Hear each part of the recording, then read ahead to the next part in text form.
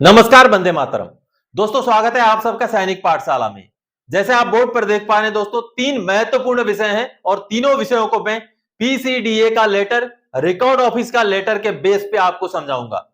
Entry level पे जो 1 जनवरी 2006 से लागू है, डीलिंकिंग ऑफ क्वालिफाइंग सर्विस यानी कि सर्कुलर नंबर 568 जो पेंशनर्स को लागू है 2006 से पुराने पेंशनर्स को, और तीसरा विषय है ओआरओपी 2 का तीसरा किस्त।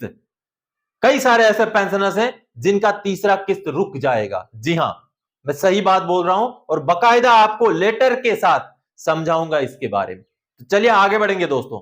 आगे बढ़ने से पहले मेरा आप सबसे आग्रह है, सैनिक पाठशाला चैनल में अगर आप पहली बार विजिट कर रहे हैं या अभी तक अगर चैनल को सब्सक्राइब नहीं किया है तो चैनल के साथ जुड़े रहने के लिए, इसका हिस्सा बने रहने के लिए चैनल को सब्सक्राइब जरूर करें। तो चलिए, सबसे पहले दोस्तों, जैसे आपने हेडिंग देखा, एंट्री लेवल पे फॉर पोस्ट 1 जनवरी 2006 यानी कि 1 जनवरी 2006 के बाद के रिटायरीज के लिए एंट्री लेवल पे लागू था। आज मैं एंट्री लेवल पे को सर्कुलर 568 यानी कि डीलिंकिंग ऑफ क्वालिफाइंग सर्विस के साथ कंपेयर करके आपको समझाऊंगा, क्योंकि ये लागू था प्री 2006 के पेंशनर्स को, यानी कि 2006 से पुराने जो पेंशनर्स हैं उनको सर्कुलर 568 का फायदा, उसका एरियर लागू था, और जो 2006 के बाद के पेंशनर हैं उनको जो है एंट्री लेवल पे का फायदा लागू था। तो दोनों में कंपैरिजन करके मैं बताऊंगा कि क्या है दोनों के फायदे और कैसे मिलेंगे आपको, क्योंकि कई सारे पेंशनर्स आज के डेट में भी है जिनको इसका या तो इसका फायदा मिलना बचा हुआ है,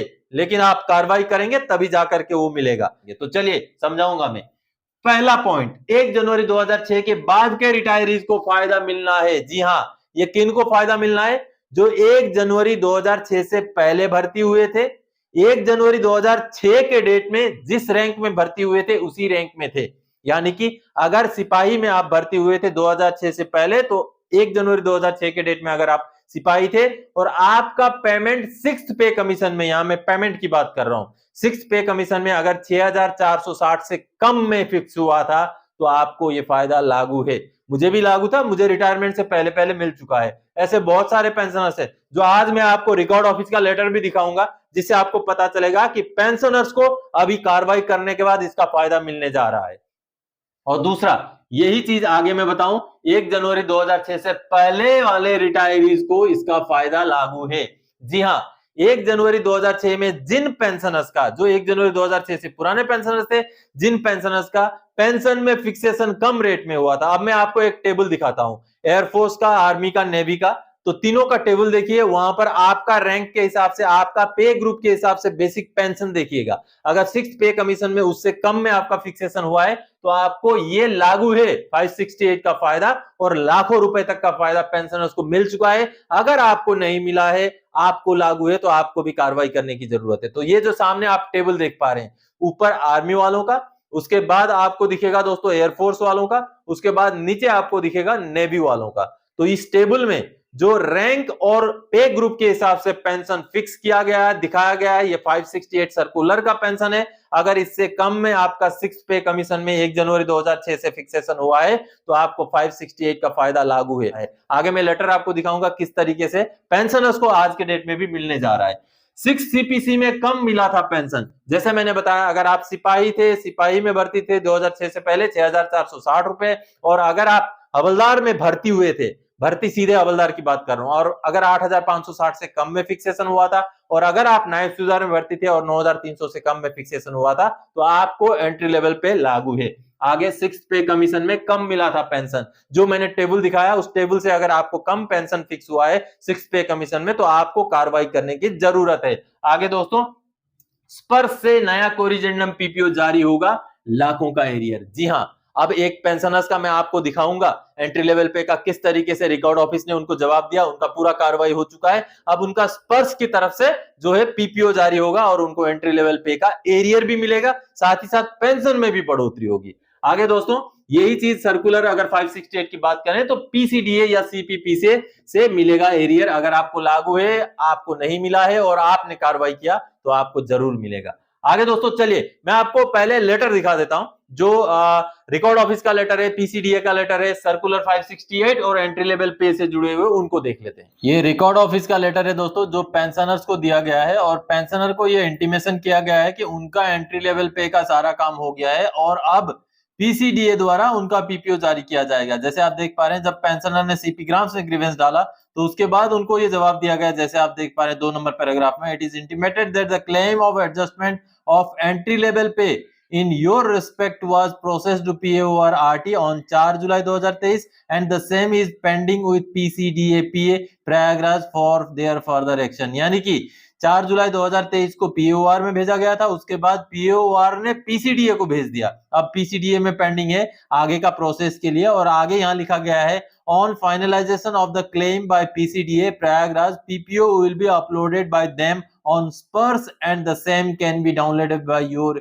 user ID password। यानी कि दोस्तों पेंशनर को ये जानकारी दी गई है, ये बताया गया है कि आपका अभी कोरिजेंडम पीपीओ जारी करने का काम पीसीडीए में पेंडिंग है, और जैसे ही आपका पीसीडीए से कोरिजेंडम पीपीओ जारी हो जाएगा एंट्री लेवल पे के हिसाब से, आपको आपका पीपीओ जो है आप खुद ही डाउनलोड कर सकते हैं और उसी हिसाब से आपका पेंशन का रिवीजन हो जाएगा। इस तरीके की जानकारी इस लेटर में रिकॉर्ड ऑफिस द्वारा पेंशनर को दी गई। दोस्तों पीसीडीए ने ये सीपीपीसी को लेटर लिखा है, और लेटर किस विषय के ऊपर लिखा है दोस्तों, ये लिखा है 568 सर्कुलर के ऊपर। जैसे आप ये यहाँ पर देख पा रहे हैं 568 सर्कुलर, और साथ ही साथ OROP 2 के विषय पर लिखा है। और ये जानकारी जो है पीसीडीए ने दी है, पेंशनर को भी दी है कि उनका जो 568 सर्कुलर के हिसाब से पेंशन का रिवीजन होना था 4940 के हिसाब से, जो उनको नहीं मिला है, और इसलिए अभी पीसीडीए ने सीपीपीसी को यह लेटर लिख करके बोला है कि पेंशनर का जो है पेंशन का रिवीजन किया जाए 1 जनवरी 2006 से 4940 के रेट में, और उनका जो भी एरियर बन रहा है, जो भी उनका बकाया बन रहा है, वो उनको भुगतान किया जाए। ये बिल्कुल क्लियरली इस लाइन में लिखा हुआ है दोस्तों। और साथ ही साथ उनका अगर OROP 2 का भी कोई एरियर बन रहा है तो उस एरियर का भी भुगतान किया जाए। ये सारी बातें इस लेटर में पीसीडीए द्वारा सीपीपीसी को लिखी गई है दोस्तों। तो दोस्तों अगर आपको भी लागू है, चाहे एंट्री लेवल पे हो या चाहे सर्कुलर 568 हो, आपको भी कार्रवाई जरूर करना चाहिए। चलिए आगे बढ़ते हैं, अब OROP के बारे में बात करते हैं। क्या आपका माइग्रेशन स्पर्श में हो गया है? यह बहुत इंपॉर्टेंट बात है, आप बिल्कुल ध्यान रखिएगा, और आपको आगे भी बताऊंगा मैं कि क्या चेक करना है आपने अगर माइग्रेशन हो चुका है अभी अभी। तो OROP का तीसरा किस्त इस दिन मिलेगा। सबसे पहले तो बता दूं, जैसे गाइडलाइन थे सरकार के भी, माननीय सुप्रीम कोर्ट के भी, तो नवंबर के महीने में तीसरा किस्त मिलना है, और खूब संभव दीपावली से पहले पहले ही जो है तीसरा किस्त मिल जाएगा। लेकिन ये जो है आपको एक पीसीडीए का लेटर सबसे पहले दिखाऊंगा, उस लेटर को देखने के बाद आपको समझाऊंगा दोस्तों कि किस तरीके से कुछ पेंशनर्स को OROP का तीसरा किस्त नहीं मिलेगा, और आप समझ जाएंगे। पहले उस लेटर को देखते हैं।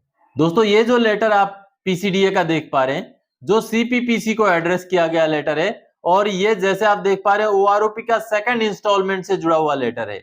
अब ये लेटर उन पेंशनर का है दोस्तों, जहां अगर ये आप पढ़ेंगे तो देखिए, pensioner has represented this office regarding non payment of second instalment of post OROP arrear as pension account of the above said case has now been migrated to Spurs। यानी कि पहले जो है उनको फर्स्ट इंस्टॉलमेंट मिल गया जब वो स्पर्स में नहीं थे, उसके बाद बीच में वो स्पर्स में माइग्रेट हो गए, उसके बाद उनका सेकंड इंस्टॉलमेंट जो स्पर्स से मिलना था वो मिला ही नहीं।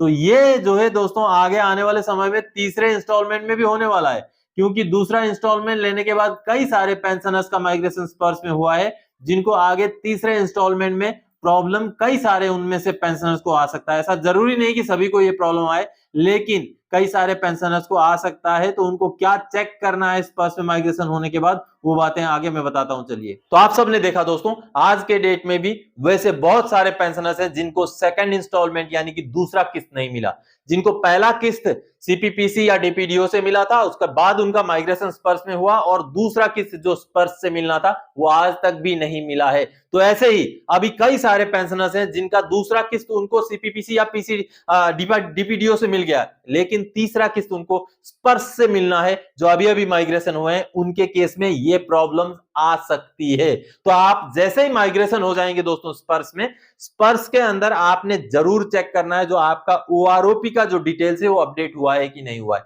अगर नहीं हुआ है तो आपको समय रहते जागने की जरूरत है।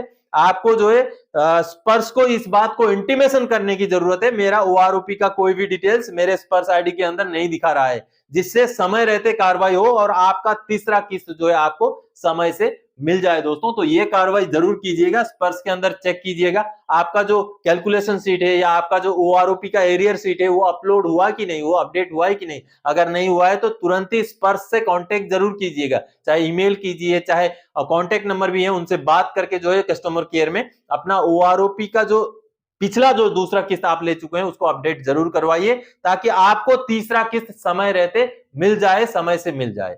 तो दोस्तों आज के इस वीडियो में इन्हीं जानकारियों को लेकर आया था। आगे और कोई जानकारीदायक आपसे सरोकार रखने वाला विषय लेकर मैं फिर से हाजिर हो जाऊंगा। तब तक के लिए जय हिंद दोस्तों।